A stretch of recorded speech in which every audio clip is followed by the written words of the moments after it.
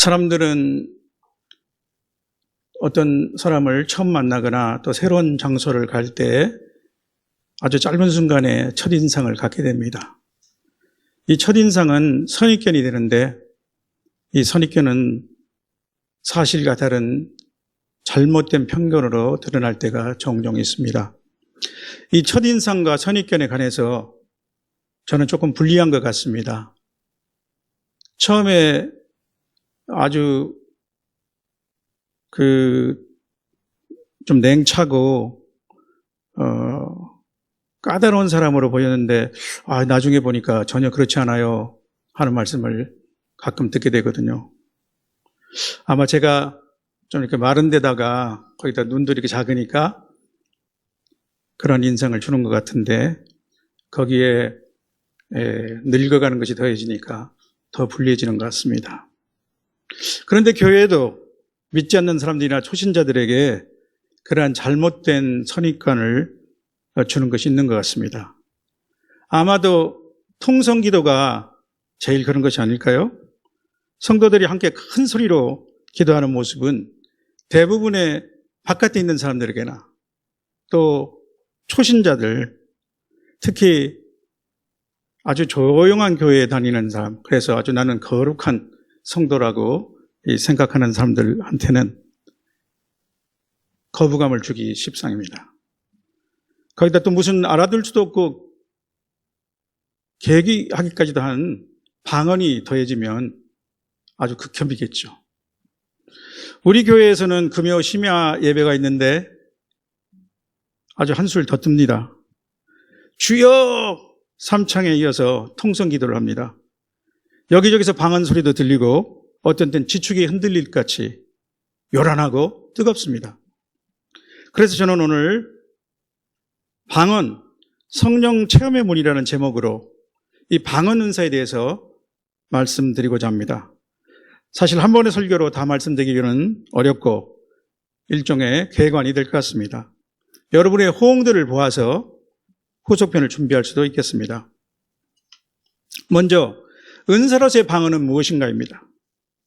여러분 다 아시는 대로 방언은 하나님의 성령을 통해서 우리 각 사람에게 주시는 은사 중 하나입니다. 은사는 그리스어로 카리스마라고 하는데 그 뜻은 하나님이 은혜로 주시는 선물이라는 것입니다. 은혜를 뜻하는 카리스와 같은 계열의 말이죠. 신약 성경에서 카리스마는 하나님의 선물이라는 뜻에서 보다 넓은 의미로 사용되고 있지만 특히 우리가 은사라고 번역해서 사용될 때는 그 하나님의 선물 중에서도 특별한 어떤 영적인 능력이나 재능을 일컬을 때 사용하는 것입니다. 고린도전서 12장 8절에서 10절에는 9개의 은사들이 예시되어 있는데 방언은 10절에 다른 사람에게는 각종 방언 말함을 주신다라고 쓰여 있습니다.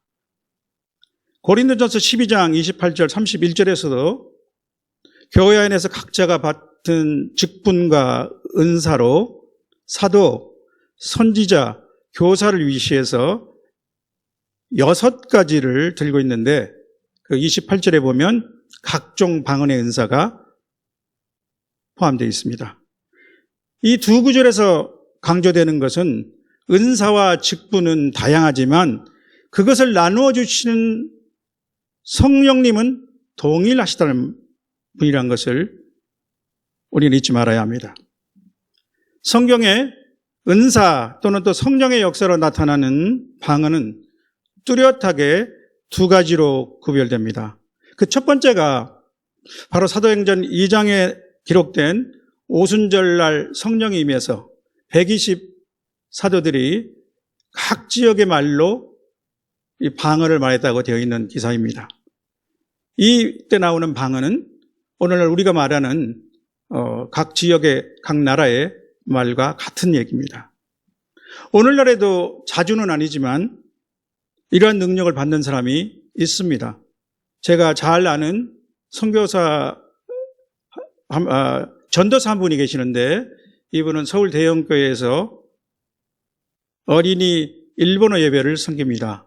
그런데 어느 날 일본어가 유창해지더라는 것입니다.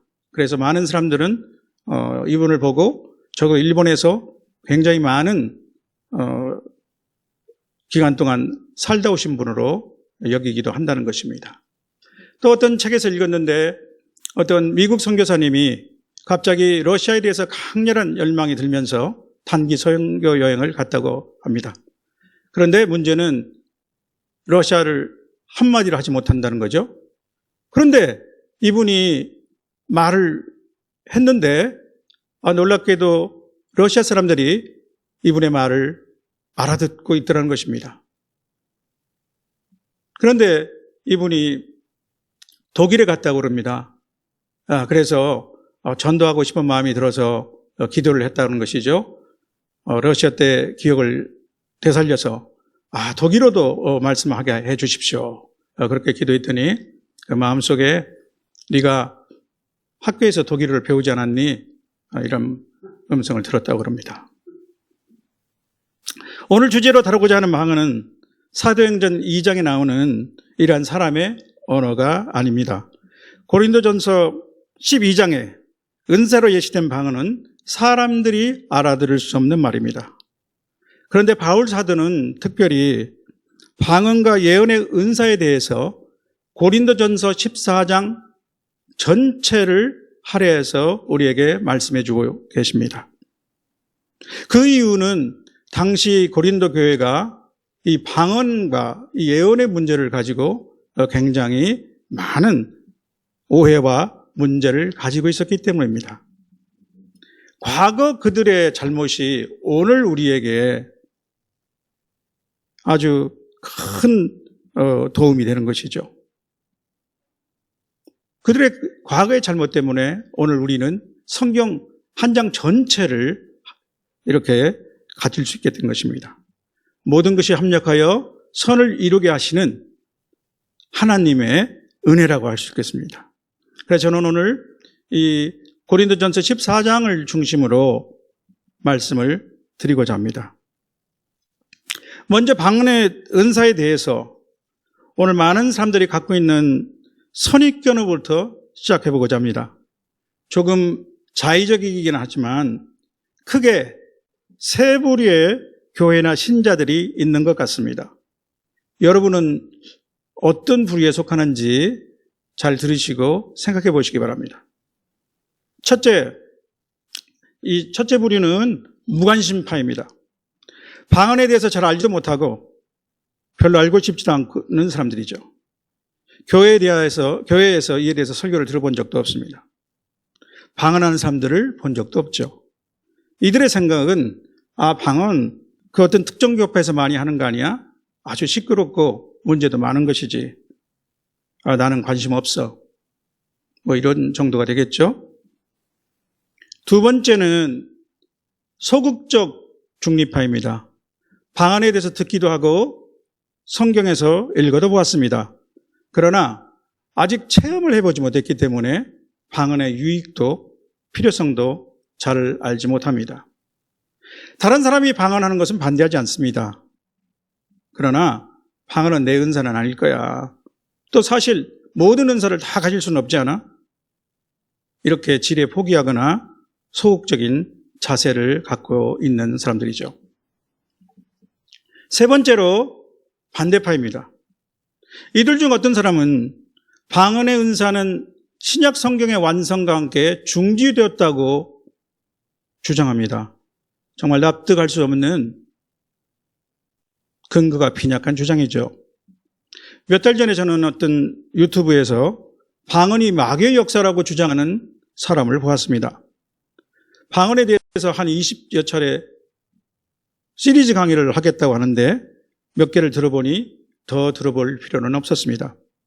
나름 헬라어 지식을 과시하면서 일부 우리 개역 개정판의 성경의 번역 오류를 지적하고 또 성경을 인용하면서 자기 방식에 따른 사례 연구와 관찰을 제시하면서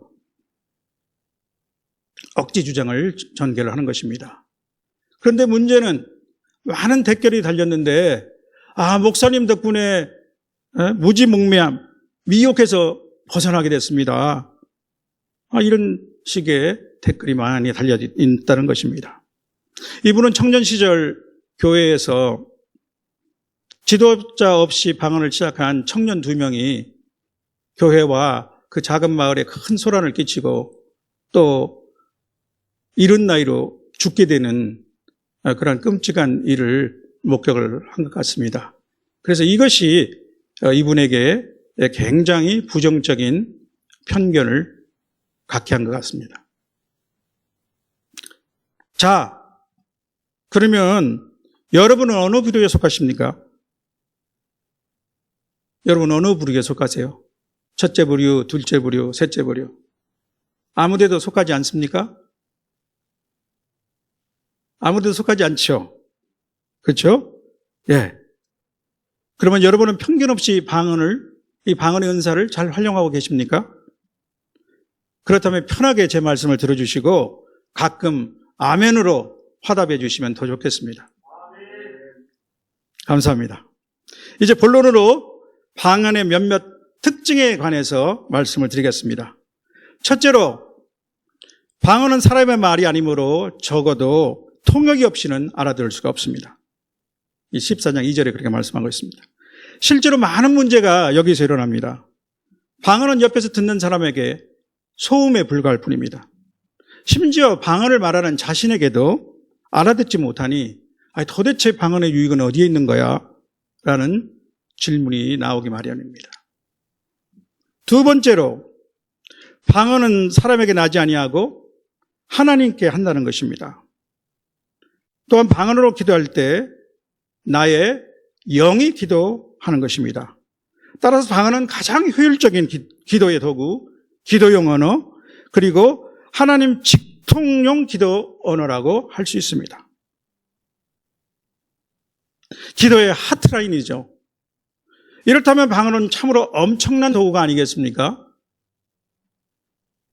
사탄은 가장 큰 질투심을 느끼고 어떻게 하셨든지 성도들이 이 방언의 은사를 받지 못하도록 방해할 것이고, 또 방언의 은사를 받았다고 하더라도 이 방언을 쓰지 못하도록 방해하면서 또 기만하는 그런 전술을 쓸 것입니다.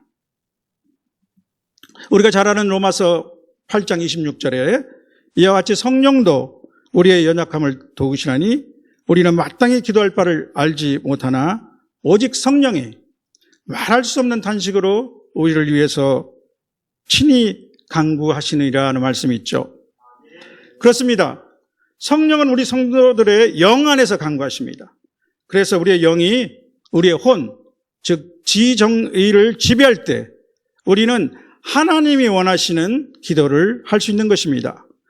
바로 내 영이 방언을 통해서 쏟아내는 기도는 하나님께 직통 전달되는 기도가 되는 것입니다. 제 얘기를 잠깐 해볼까 합니다. 예수님을 믿고 약 1년쯤 되는 시점이었습니다. 79년이나 80년도 같은데 계절은 겨울이었습니다. 그 얼마 전부터 제가 다니던 이 선교회에는 한두 사람 방언을 하는 사람들이 생겨나기 시작했습니다. 그러나 아직 이 방언에 대해서 공개적인 가르침이나 지도는 없었습니다. 그때 저는 여러분도 알고 계시는 책일지도 모르겠는데 오 할레스비가 지은 기도라는 책을 읽고 있었습니다. 아주 두껍지 않은 책인데요. 그러나 그 내용에 정말 저는 스폰지처럼 그 내용을 빨아들였습니다. 그러다 보니까 금방 마지막 장까지 왔습니다. 그 마지막 장에 방언에 대한 소개가 나옵니다. 기도를 정말 잘 드리려면 방언의 은사를 받으면 좋다. 그래서 저는 그 마지막 페이지에 나오는 안내대로 그 자리에서 눈을 감고 긴장을 풀고 또 하나님께서 방언을 주시기를 열망했습니다. 그러자 얼마 되지 않아서 정말 놀랍게 제 혀가 움직이기 시작하는 것입니다. 그래서 저는 거기에 소리를 실어보았습니다.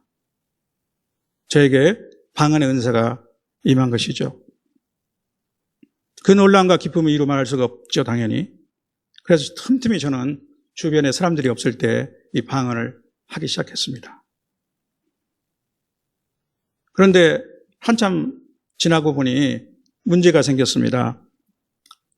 제가 들어보니까 옆에 하는 사람들의 방언은 아주 수려하고 음악처럼 귀에 듣기도 참 좋은데 제 방언은 이거 뭐 투박하고 단어 몇 마디를 자꾸 반복하는 것이었습니다. 저에게 의심이 들기 시작했습니다. 이거 혹시 잘못된 방언 아닐까? 그 후 방언에 대한 호기심도 시들게 되고 저는 슬며시 방언을 그만두게 되었습니다. 방언의 바로 이 세 번째 특성은 이와 같이 방언의 여러 종류가 있다는 것입니다. 고린도전서 12장 10절에서도 각종 방언을 말함이라고 이렇게 되어 있죠. 이러한 표현처럼 방언은 종류가 다양합니다. 나중에 제가 더 경험을 해보니까 내가 하는 방언도 점차로 바뀔 뿐 아니라 상황에 따라서 굉장히 달라지기도 합니다. 정말 어찌 보면 당연한 것이죠.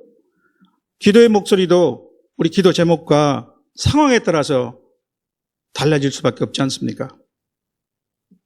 그러다 제 신앙 10년 차쯤 되는 1989년도가 정도 될 겁니다.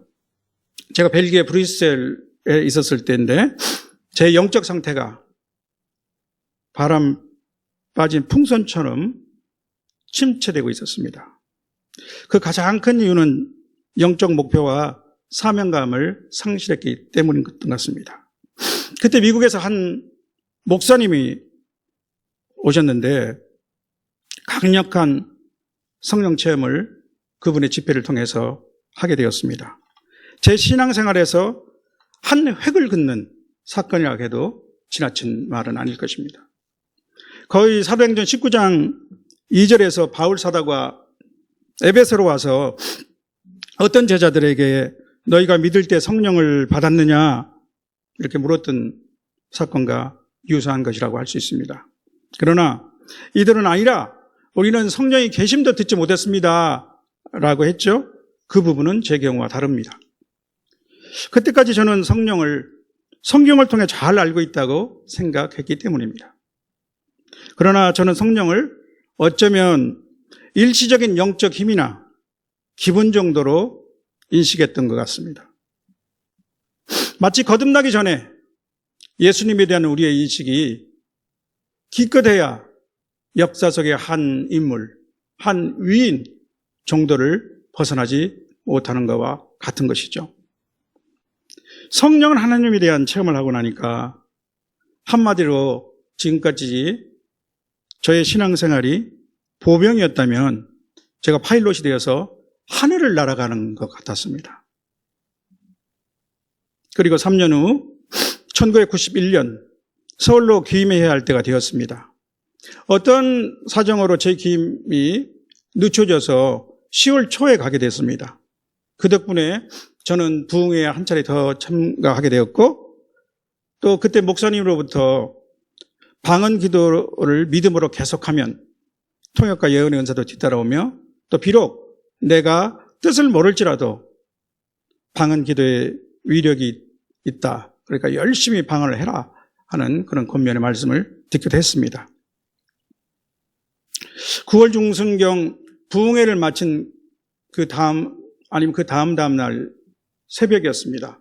갑자기 제 눈이 뜨졌습니다. 그리고 강렬하게 기도를 하고 싶은 마음이 들었습니다. 그래서 저는 집 바깥으로 나갔습니다. 그때 저희가 사는 아파트에서 길 하나를 건너면 이 자그마한 숲이 있었습니다. 저는 그때 그 숲은 이 가로등 불이 스며들어오지 않고 아주 컴컴했죠. 저는 걸어다니며 방언으로 기도했습니다. 제가 왜 그렇게 했겠습니까? 무서워서 그랬죠. 컴컴해서. 그래서 걸어다니면서 방언으로 기도를 했습니다. 한 2, 3주 정도 매일 새벽을 그렇게 보냈습니다. 지금 생각하면 신고되지 않은 것이 다행인 거죠. 이윽고 그 이유를 알게 되었습니다. 장모님이 보내주신 편지 속에서 저희 장인께서 췌장암으로 갑자기 입원한 지가 며칠 지났다는 것, 그런 소식을 들었습니다. 저희는 귀국한 그 다음날로, 그날로 바로 병원을 찾아갔습니다. 병상에 누워 계시던 장인의 모습이 제 눈에는 정말 치근하게 보였습니다. 제 장인이 그전까지는 제게는 아주 어렵게만 여겨졌죠. 저는 그분 앞에 서면 그냥 위축되고 쪼그라들었습니다. 지금 보니까 이것도 선입견의 하나겠죠. 그러나 상황이 바뀌었습니다. 제 입에서 어떻게 그렇게 용기 있는 말이 나올 수 있는지 모르겠습니다. 저는 복음을 증거했고 또 우리 장인께 기도를 해드리겠다고 했으며 또 제가 기도 중에 방언으로 기도할 터인데 놀라지 마시고 우리 아버님의 치유를 위해서 기도하는 것이라고 그렇게 했더니 아주 받아들이셨습니다. 그렇게 아침에 출근했고 저녁에 퇴근해서 병원에 들리는 일이 여러 날 계속되었습니다. 장인께서는 물론 영접 기도를 따라 하시면서 주님을 영접하셨고 이분도 그전에 교회에 다니시는 분이었습니다. 그러나 소위 나이롱 신자라고 하는 거 있죠. 예배에 가셨다가 바로 그냥 골프 치러 가시는 그런 분이셨죠. 그리고 그러다가 11월에 소천하셨습니다.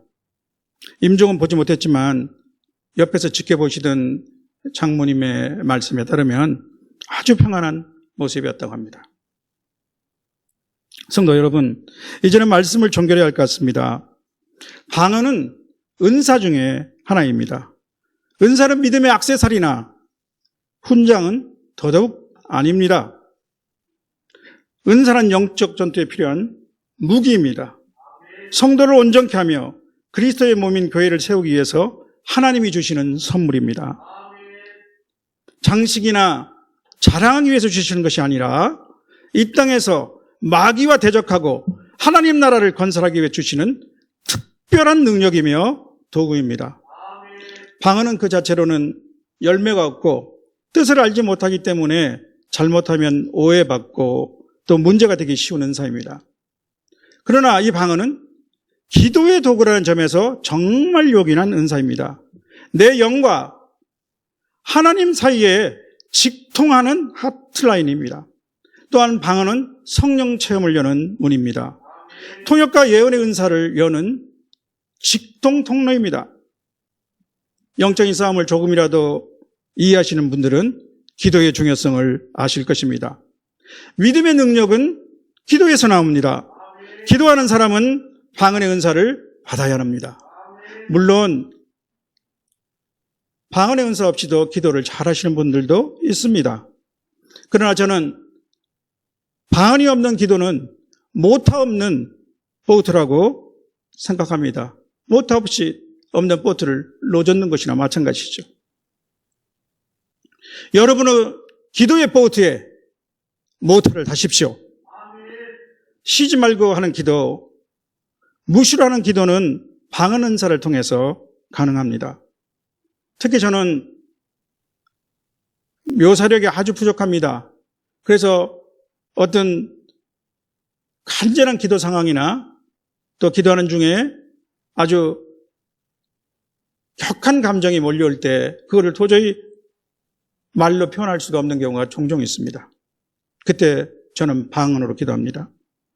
또 소위 기도줄이 잡히지 않을 때도 또 시급한 기도 제목이 있을 때도 방언으로 기도합니다. 사실 방언 기도 중에는 정작 내가 한참을 기도해도 무엇을 기도하고 있는지 알지 못할 때도 많습니다. 그래서 바울 사도는 이렇게 말씀하셨습니다. 고린도전서 14장 14절 15절 말씀인데요. 만일 내가 방언으로 기도하면 나의 영이 기도하거니와 나의 마음은 열매를 맺지 못하리라. 그러면 어떻게 할까? 내가 영으로 기도하고 또 마음으로 기도하며 내가 영으로 찬송하고 또 마음으로 찬송하리라. 이것이 방언 기도의 요령이며 묘미입니다. 방언으로 기도하다 보면 간간히 내가 하는 방언이 해석될 때가 있습니다. 그때는 기도가 얼마나 재미있는지 모릅니다. 내가 기도하는 것이 아니라 방언에서 성령이 하시는 말씀을 엿듣는 것이죠. 어떤 때는 생각하지 못했던 기도 제목이 떠오를 때도 있고 또 어떤 때는 내가 다른 기도 제목으로 옮겨가려고 그러는데 이 기도 제목에 넘어가지 못하고 저를 잡으시는 것 같이 느껴질 때도 있습니다. 성도 여러분, 기도에 전력을 다하며 나의 마음을 쏟아 넣을 때 내 대신 십자가 지신 주님의 사랑이 북받쳐 올라서 나 자신도 모르게 눈물이 흐른 적이 있습니까? 저는 눈물이 그렇게 뜨겁다는 것을 이전에는 알지 못했습니다.